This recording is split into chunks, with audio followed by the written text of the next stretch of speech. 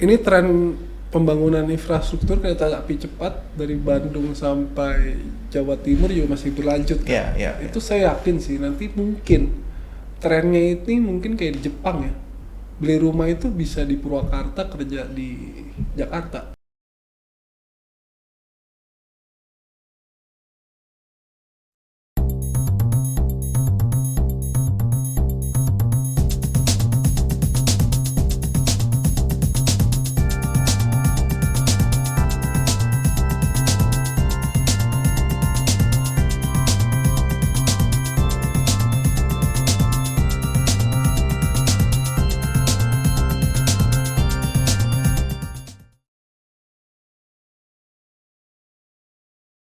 Ada people, hari ini kita bertemu lagi, kita akan membahas yang kayaknya ini topik seru banget. Kalau biasa kita membahas tentang agent, tentang pengalaman di lapangan, hari ini stop itu, kita akan ngomongin future.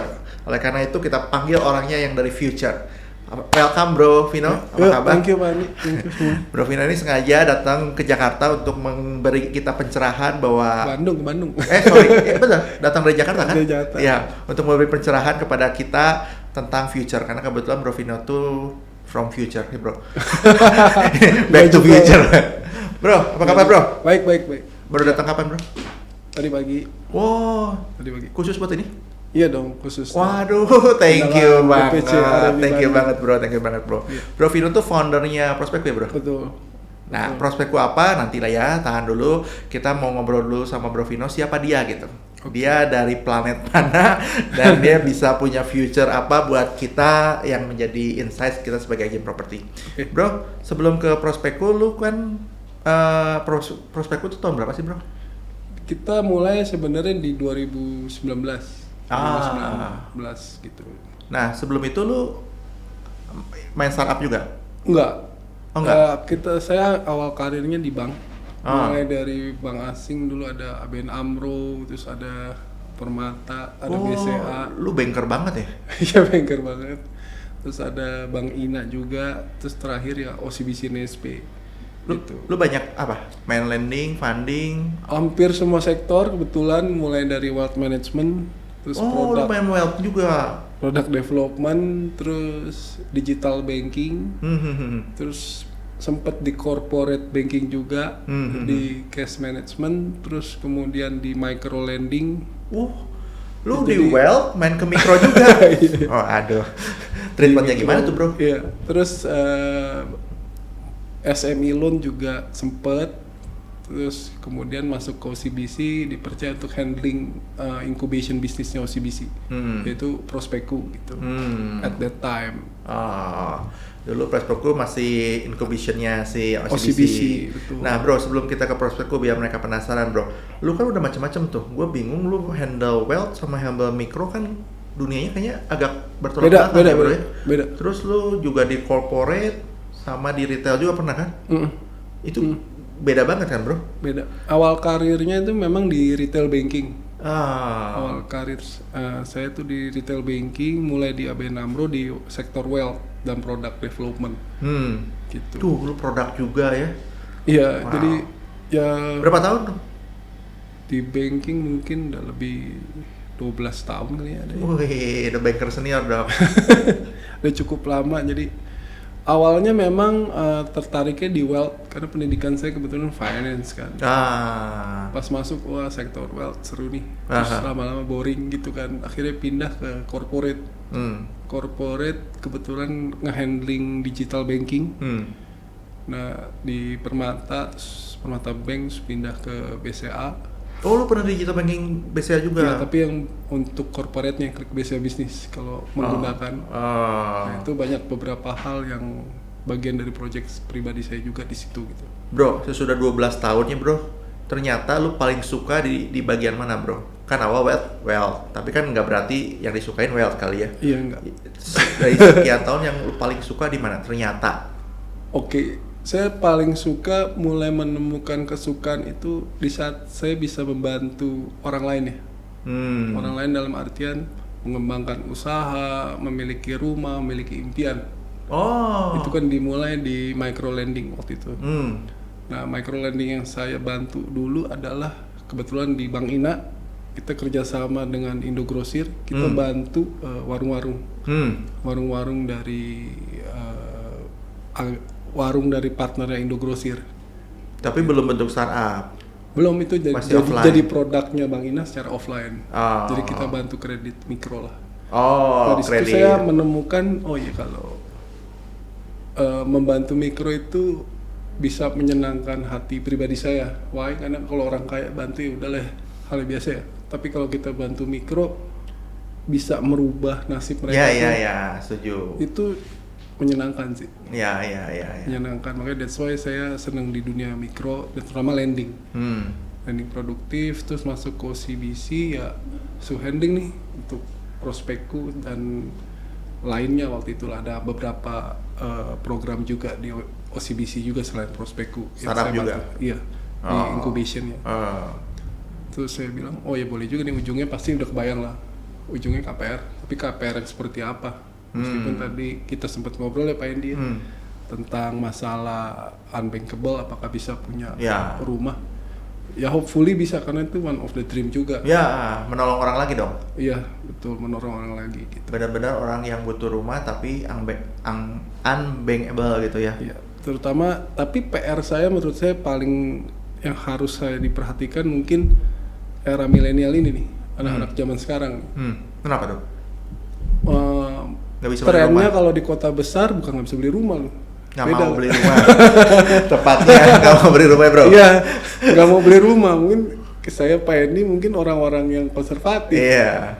Saya waktu itu belajar mulai mencicil rumah di umur saya 27. Saya udah belajar mencicil rumah lah. Iya. Meskipun rumahnya kecil dan biasa aja gitu ya, belajarlah mulai mencicil lebih dini lebih bagus. Iya. Tapi faktanya sekarang nggak ada yang mau. Mereka mencicil. Tapi mereka juga menyicil, Pak. Apa? Menyicil di coffee shop. Iya, menyicil juga tiap hari di coffee shop. Betul ya, kan? That's correct sih. Tapi ya, mudah-mudahan nggak terjadi sih. Makanya that's why kita main coba edukasi, selain memberikan edukasi ke society, ya cobalah membentuk aset sendiri instead of flexing gitu kan. Ya, agree. Ya, saya punya beberapa tim juga, atau saya kenal beberapa orang juga. Dia lebih dulu beli mobil mewah, BMW, Mercy, Mini Cooper dan others gitu ya. Tapi tinggal masih di kosan. Ya. Itu cukup banyak sih, bayar cicilannya bisa 25 juta. Tinggalnya masih nyewa apartemen yang 4 juta, 3 juta sebulan. Berarti bro, sebenarnya mereka duit mah ada dong. Ada dong. Tapi kebuangnya ke yang flexing begituan. Iya. Saya ngeliatnya sih ini tren yang menurut saya lebih berbahaya ya, karena mindsetnya nggak bagus juga gitu kan. Generasi umur berapa bro itu bro? Mungkin umur 25, 30, karena saya ngeliat gaji-gaji anak zaman sekarang umur 25 ya di Jakarta ya pada umumnya itu nyentuh di atas 30-40 cukup banyak ya. Wow. Tapi mereka nggak pakai buat nyicil rumah ya? Banyak yang nggak gitu sih. Bro, kalau lu boleh mikir kenapa sih mereka nggak mau nyicil rumah, lebih mending nyicil mobil? Gaya udah pastilah. Ya mungkin gaya ya. Tapi mereka berpikiran investasi literasinya gimana? Makin kesini ini tren investasi properti menurut saya semakin terburamkan lah. Beda dengan memang seperti kita berdua menganggap properti itu salah satu investasi yang penting gitu. Saya pribadi aja investasi properti itu bisa mengambil portfolio 95% dari total uang saya lah. Betul. Tapi tren ini enggak kan sekarang. Mereka main saham bisa cepat, main kripto bisa berlipat-lipat lebih cepat lagi. Main binary lebih cepat lagi. Lebih cepat hilang juga. Lebih cepat hilang juga. Ya jadi saya nggak melihat mereka ini believe dunia properti sekarang. Oke, ini menarik nih bro. Tadi kan lu ngomong investasi, saham, kripto dan segala macam. Sebenarnya mereka ilmu investasi mah ada dong. Ada dong. Tapi mereka tidak memikir properti jadi investasi. Iya. That's the uniknya kan di situ kan. Paradoks ya. Tapi kalau kita belajar investasi kan salah satu yang safe investasi. Nah, ini menarik sih. Mungkin akibat dari tren juga. anak umur 25, 20 ini banyak juga. Kemarin saya baru nonton beberapa podcast yang bicara tentang kaya itu pada cepet-cepet banget sih itu kan. Dream society pada cepet-cepet banget sih.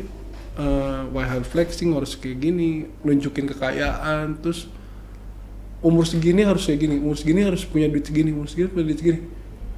Indian sih pernah tanya ke salah satu orang, saya tanya, lu mau cepet-cepet kayak gini, mau ngapain? What is your dream lah? Apa itu tujuan hidup? Apaan sih? Uang gitu. Iya, at that time dia cuma jep uang. Oh, dia nggak punya future, purpose life-nya nggak tahu buat apa gitu. Nggak ada itu kan. Saya bilang sama dia, udahlah santai aja. Nikmatin lah, belajar nikmatin hidup. Sampai nanya, punya hobi nggak? Hobinya show off. Hobi show seriously? Dia jawab begitu? Hah? Maka that's why dia pakai baju mewah, foto-foto di Instagram dan lain-lain gitu kan. Exactly, ngomong ke lu, show off? Show off. Wow. Traveling, foto-foto. Padahal di zaman sekarang cari uang gampang ya bro ya? Lebih gampang dibanding zaman dulu kan sebenarnya. Ngabisinnya jauh lebih gampang lagi. Iya. Ngabisinnya jauh lebih gampang lagi. Iya. Nah bro, riset itu ya, itu berlaku di kota lu doang, Jakarta? Atau whole Indonesia? Atau saya big city kayak gini? Saya cuman tinggal di Jakarta dan tentunya society Jakarta aja gitu kan. Saya nggak tahu apa yang terjadi di Bandung gitu kan, lagi Surabaya dan kawan-kawan, saya nggak melihat itu sih. Karena ini kan terjadi terhadap kaum milenial pekerja. Bukan bisnis ya. Kalau bisnis cerita lain lah ya. Beda lain lah. Ini milenial pekerja di Jakarta memang secara average gajinya sih memang luar biasa sih. Tapi apalagi yang kerja di dunia finance, banking, itu startup gitu. Iya. Itu luar biasa sih. Iya. Dan life-nya juga beda lah kayak hidupnya. Tapi spending-nya juga jadi luar biasa. Luar biasa, betul. End up-nya mereka sebenarnya ada plus atau enggak ya dengan stand up gitu? Jangan-jangan minus juga kali bro. Makanya kita kenal flexing tuh gitu kali ya. Mungkin. Karena sebenarnya kekuatan duit dia nggak harus flexing gitu. Bro, nah lu kan selama ini kan orang finance nih. Lu juga kan masih muda kan bro? Masih muda kan? Enggak, 4 bulan. Iya, masih muda. Terus lu juga terakhir-terakhir kan bantu digital di beberapa bank dong. Betul. Bro, perkembangan, satu lagi, dan lu juga ngamatin dong bahwa sebenarnya literasi investasinya orang anak-anak muda, terutama milenial pekerja kan agak bergeser. Betul. Mereka tidak ke properti, habisnya ke hedon, ke show off gitu. Betul. Bro, perkembangan digital sendiri menurut lu yang berhubungan dengan finansial gimana bro? Berkembangnya? Lu 12 tahun nih. Menurut gue sih cukup masif, karena waktu itu mungkin dimulai di tahun 2010 ya, kita waktu itu 2012 lah. Waktu itu kita sempet di BCA, kita ada project untuk membuka rekening secara masif. 2012 udah bingung kan caranya gimana kan. Yang kita lakukan adalah waktu itu kita investasi meng-hire CS dadakan. Oh ya? Hampir 1.000 orang. Bukan BCA employee?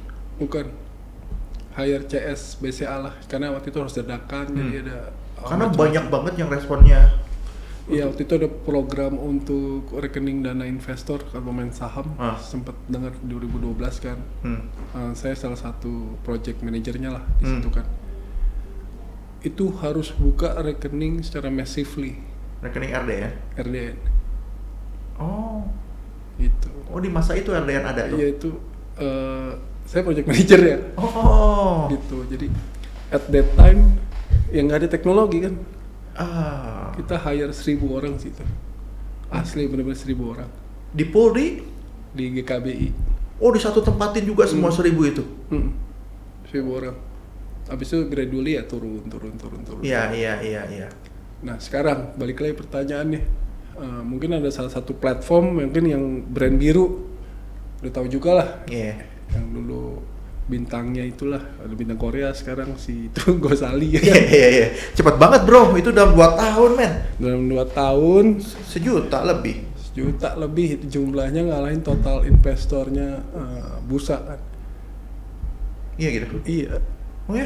Iya. Itu pemain baru padahal ya? Atau pemain lama sebenarnya? Baru. Itu benar-benar baru. Baru. Itu artinya kan jelang 10 tahun yang dulu mau buka rekening susah, ini bisa dalam sekejap, nggak perlu orang segitu banyak. Iya. Langsung RDN keluar. Dan menurut saya sih udah udah revolusi plus evolusi lah. Nah kalau gitu bro, yang ngedigital siapa, bang lu atau dia? Yang mendigitalkan proses itu? Bang dong, pasti. Bang. Karena mungkin at that time regulation kan juga terus evolving. Iya. Ya kan? Makin kesini makin menjembatani untuk masuk ke proses digital, era digital. Iya. Beda sama zaman kita dulu lah. Iya. Yang sebelum manual. Tangan basah loh. Iya. Sekarang pakai VVID ya. Iya. Selesai. Sekarang pakai Face ID selesai. Iya. Nah bro, teman-teman ini menarik nih. Makanya nggak salah yang masih muda ini, meskipun dia generasi awal milenial. Bro, lu generasi awal banget bro. Bentar lagi lu udah generasi sekarang udah alpha bro. Iya. Nah, kita kan ngomongin banyak tentang future. Jadi teman-teman di agent property seharusnya, menurut kita sih harusnya masuk ke perkembangan involve ini juga dong. Kalau enggak, betul. Ya kita bisa punah seperti di dinosaurus itu ya bro ya. Iya. Bro, makanya Bro Vino ini akhirnya merunningkan Prospeku. Tapi sebelum merunningkan Prospeku, bro, berarti dengan dasar itu pula ya, bang lu bikin inkubisi, salah satunya bikin Prospeku ya, untuk mencoba mendigitalize. Proses untuk pengajuan loan khususnya KPR. Oh, apa ya? Visinya itu ke sana. Betul. Saat ini hampir nggak mungkin kan ngajuin KPR purely digital. Nggak ada kan. Tapi waktu tahun 2012 kepala OJK pun ngomong nggak mungkin ngelakuin pembukaan rekening secara digital kan. Iya, hari ini bang yang yang sahamnya kenceng banget itu loh bro. Iya makanya. Kan itu semua sebentar juga beres. Betul. Jadi bukan hal yang nggak mungkin. Apalagi teknologi is already there. Kita ngomong teknologi is already there. Data misalnya data perpajakan SPT itu sebenarnya juga udah di sana lah. Iya. Tinggal kita kelola dengan lebih baik lagi, credit scoring dan kawan-kawan udah. Iya. Nah, NISP waktu bikin incubation itu Prospeku tahun apa sih bro? Sebenarnya awalnya 2019. Belum sampai ke sini kan digitalnya? Belum. 2019 waktu itu cuman. Berarti lu mendahului zamannya juga ya pada masa itu? Apa? Mendahului zamannya juga kan?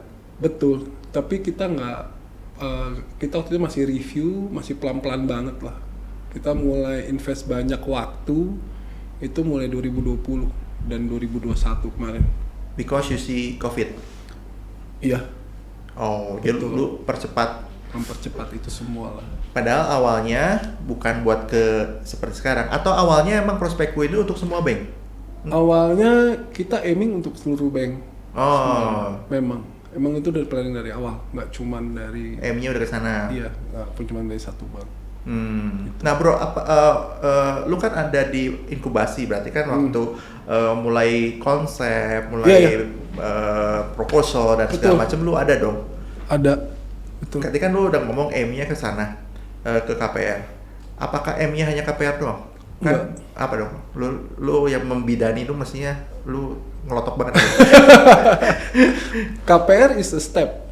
I see. Kita ngeliat aja deh, Pak Henny bisa ngeliat diri, habis ngambil KPR pasti ada berikutnya lah. Kita kan makanya that's why kita pengennya nggak cuma berhenti relationship ini, nggak cuma berhenti di KPR, tapi mau beli mobil, mau punya kredit mobil dan sebagainya, mau beli rumah berikutnya, mau tukar tambah rumah berikutnya, itu sebisa mungkin kita bisa handle semua. Makanya kita nggak nanti nextnya tunjuk mungkin di kuartal 3 ini atau kuartal 4 kita launching platform turunan dari Prospeku, jadi nantikan saja gitu ya. Oh, ada lagi yang baru bro? Ada lagi gitu. Pakai brand yang sama Prospeku? Enggak, karena Prospeku ini kita build khusus untuk komunitas agent. Kalau ini untuk end user. Seperti itu. Nah, bro, lu menariknya ya. Tadi kan lu punya hati pengen nolong orang kayak grosir itu kan, kayak seru. Ini juga kurang lebih kan akan menolong orang-orang yang KPR kan. Betul. Kan KPR tuh dibilang gampang juga enggak, dibilang susah juga sebenarnya enggak gitu kan. Yang pasti adalah orang bingung prosesnya gimana kan. Nah dengan adanya apps lu kan nolong untuk ini ya, nolong untuk mempermudah semuanya itu kan. Betul. Dan berikutnya lu juga orang lending ya, kok nyambung semua ya. Berikutnya lu juga orang digital, dikompel semua lah jadilah prospekku ya bro ya. Betul, memang yang nggak ada super person juga, nggak ada super people juga, tapi kita lihat my experience hopefully bisa berguna untuk membangun ini karena saya ngelihat juga dunia digital ya pemenangnya adalah siapa yang bisa bikin traction terbesar lah. Iya betul. Seperti itu. Terus kebetulan saya juga memang sempat ngeliatin, tadi saya cerita juga kan, sempat belajar dengan salah satu broker terbesar juga. Kita liatin trennya kayak gimana dan sebagainya gitu. Dan broker pun menurut saya udah evolving juga gitu bertahun-tahun gitu. Nggak sekaku 3-5 tahun lalu. Iya. Tapi kan kita lihat nih hasil ketidakkakuan ini, itu saya juga tanya sih ke beberapa orang, kalian lebih nggak kaku, lebih bagus apa lebih besar? Kalau dijawabnya adalah memang sih sharing commissionnya jadi lebih kecil, terbagi, tapi volume saya naik semua. Iya kan? Iya. Nah bro, sebelum ke itu bro, lu bisa jelasin nggak sedikit tentang prospekku? Oke. Kan yang pertama kan kita udah bahas kan, lu juga sebenarnya ada CRM-nya kan? Ada CRM-nya, betul. Mungkin nggak semua agent ngerti tentang CRM bro. Mungkin lu betul, bisa jelasin dikit. Nah after that, sebenarnya prospekku punya fitur atau apa, terus gua nggak ngerti KPR kan? Oke. Nah, lu boleh cerita sedikit nggak? By the way, dia founder prospekku, jadi kita bertanya pada orang yang tepat. Kalau Anda bertanya ke saya, jawaban saya kita ngopi aja. Karena saya nggak tahu jawabannya. Ya bro. Oke, prospekku is simply CRM tools. Base lu CRM. Ya, base-nya ada CRM. Ya mungkin kalau teman-teman agent taunya adalah Jala.ai ya, Jala.ai. Ya kita simplicate adalah seperti Jala, tapi kita penggunaannya jauh lebih simple dan gratis. Itu yang pertama, gratis dan simple. Fungsi keduanya adalah setiap listing yang sudah ditaruh di aplikasi prospekku, kita bisa teruskan itu ke pihak ketiga. Maksudnya? Jadi misalnya punya rumah A nih, udah taruh di platform kita. Rumah A ini kita teruskan listingannya tuh ke platform rumah123.com 99 bisa plus on list, bisa. Oh ya? Asal agen punya punya membership yang aktif di 3 platform itu. Tinggal dikonekkan, jadi cukup nampung di satu titik, langsung didistribute ke 3 platform. Menarik. Kita rencana juga untuk menambahkan beberapa platform lain sih tahun ini. Hopefully bisa ya. Itu yang pertama. Terus yang kedua, konsepnya adalah share listing. Jadi antar member yang sudah join, satu lagi nih kita sebutkan, jumlah member yang sudah join tuh ada 24.000 agent. Wow, hari ini bro? Lu yang baru berumur? Ya 2 tahun 3 tahun lah ya. 24.000 agent. Itu udah ada join, dan mereka itu sebenarnya bisa saling share listing. Nah masalah commission dan lain sebagainya silahkan dinegokan sendirilah. Iya. Nah share listing itu langsung ke WA mereka atau WA ke mereka. Platform WA mereka? WA mereka. Oh seperti kita share biasa begitu? Iya.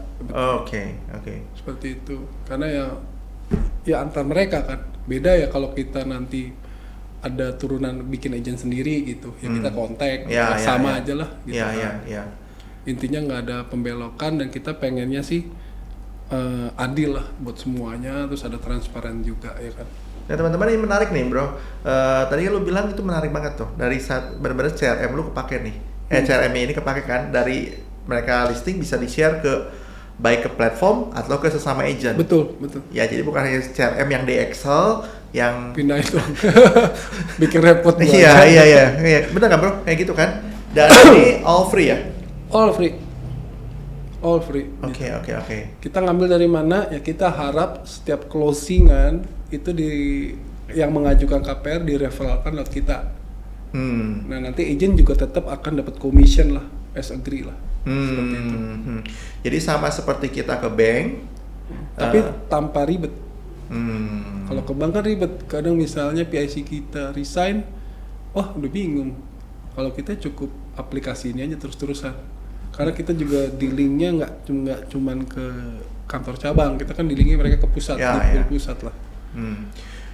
Nah teman-teman, menariknya satu lagi, kan tadi Bro Vino udah ngomong kan ini 3 tahunan, betul kan Bro? Iya. Nah saya nggak tahu apa yang di kepala dia, mungkin dia tidak akan ngomong ke kita rahasia. Tapi yang menarik adalah lu udah spin off kan? Nah spin off tuh artinya teman-teman udah terpisah, jadi ini bukan NISP lagi, bukan, benar-benar berdiri sendiri ya Bro ya? Betul. Berarti kalau lu mau spin off berarti lu punya agenda dong? Punya. Siap dong Bro, ada yang bisa sedikit aja rahasia lu, agenda lu apa mungkin dong? Mungkin yang kita share mungkin roadmap 1 tahun ke depan aja kali ya, gitu kan. 5 tahun aja nggak boleh ya? 5 tahun yang tadi yang kita mungkin yang 1 tahun dulu kita akan bangun B2C platform. Artinya B2C platform apa? Kita akan bangun platform untuk menghubungkan para agent ataupun kantor agen ke end user, baik itu buyer ataupun seller. Wow. Menghubungkan. Nah konsepnya gimana?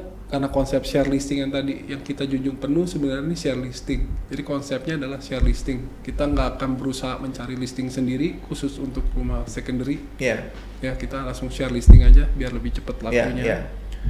Terus kemudian kalau kita punya listing yang primary, ya monggo juga teman-teman bantu jual juga. Monggo aja. Jadi kita share listingnya both side lah. Terus yang kedua, apabila kalau konsep sederhana seorang individu mau cari rumah, konsep sederhananya misalnya dia datang ke area mana, Buah Batu, dia akan cari kantor agen dekat Buah Batu, benar nggak sih? Cara sederhana. Dilihatin Batu, walk-in, tanya kontak agennya, dikasih yang junior. Udah pasti karena yang top 5 di depan nggak ada nomor telepon biasanya. Betul. Ya kan? Betul.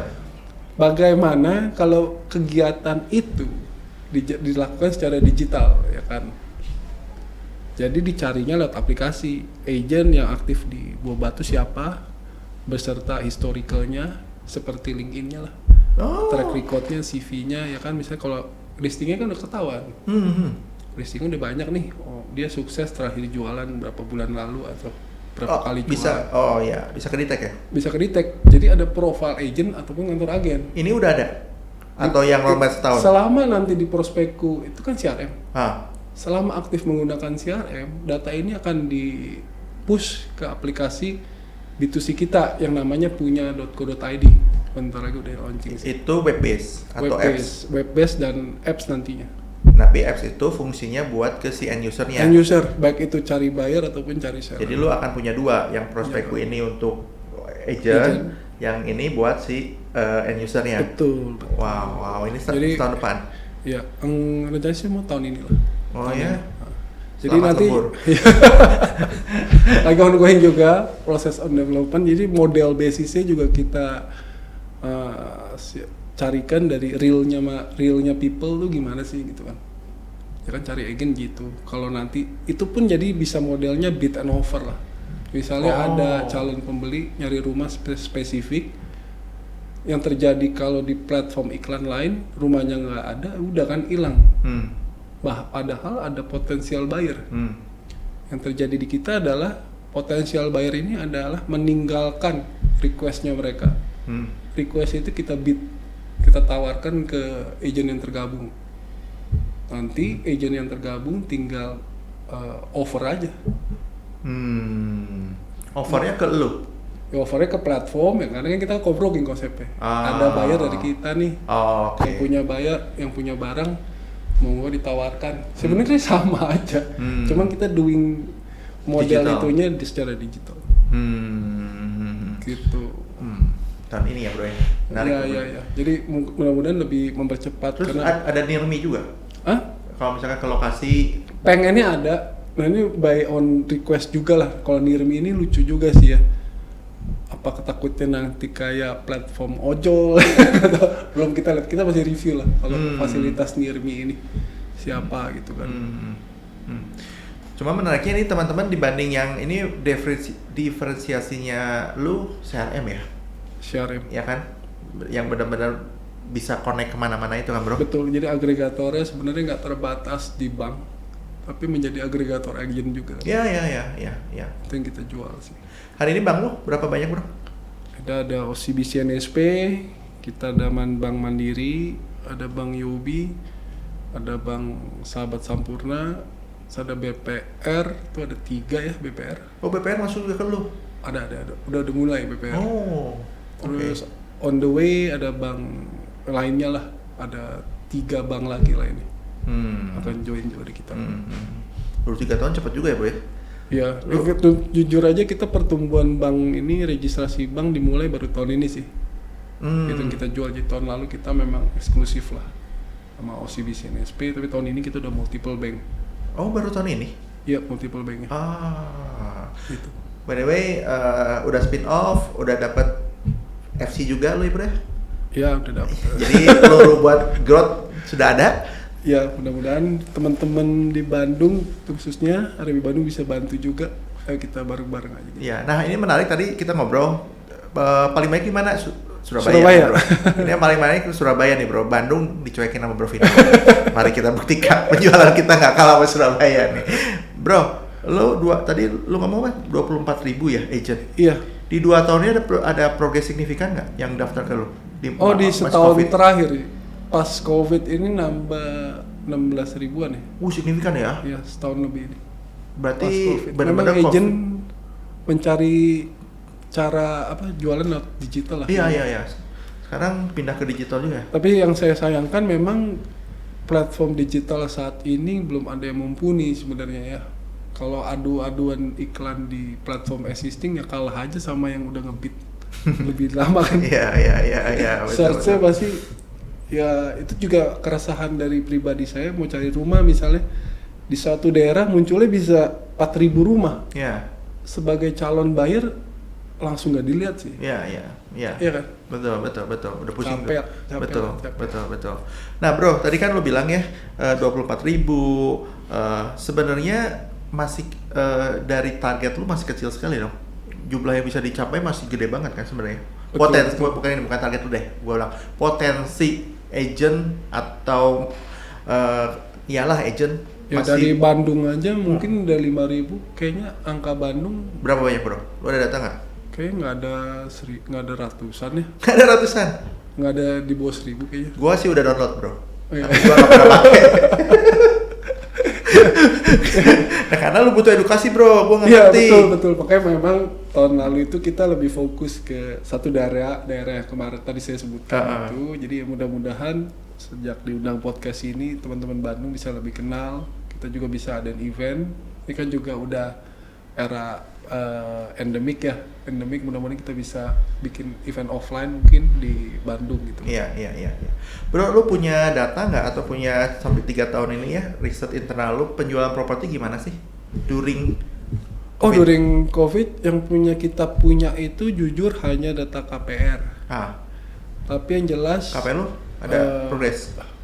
Ada growth? Gede ya, 20 market itu naik 20% even pas COVID tahun pertama.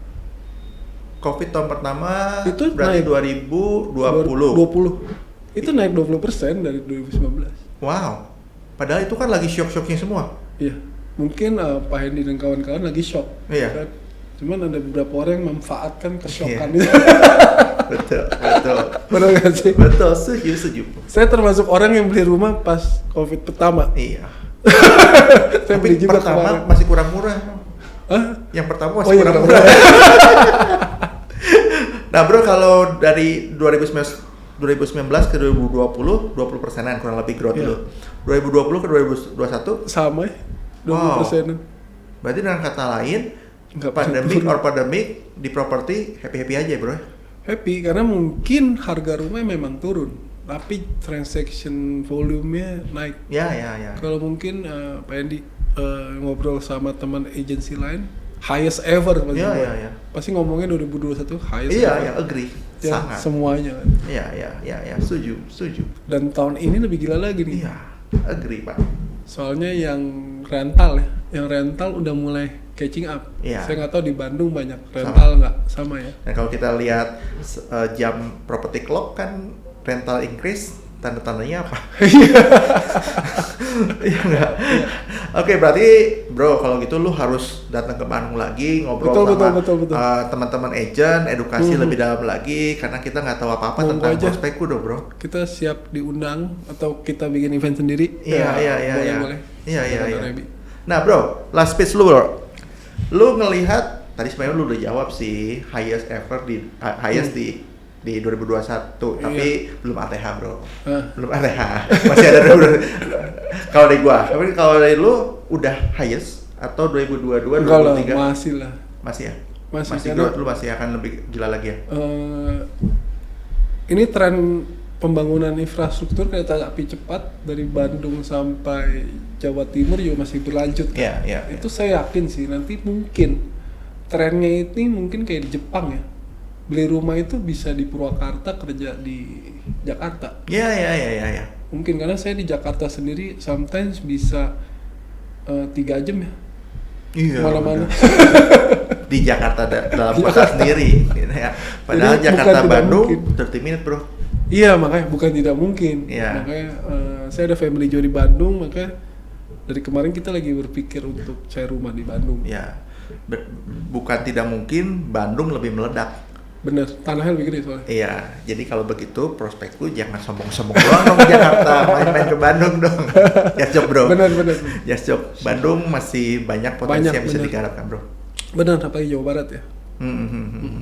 Oke teman-teman, hari ini pembicaraan ini menarik teman-teman, tapi kalau mau lebih lanjut lagi saya nggak mau buka semua, mending teman-teman kontak nomor di bawah ini, nanti ada timnya Bro Vino yang akan ngobrol lebih lanjut.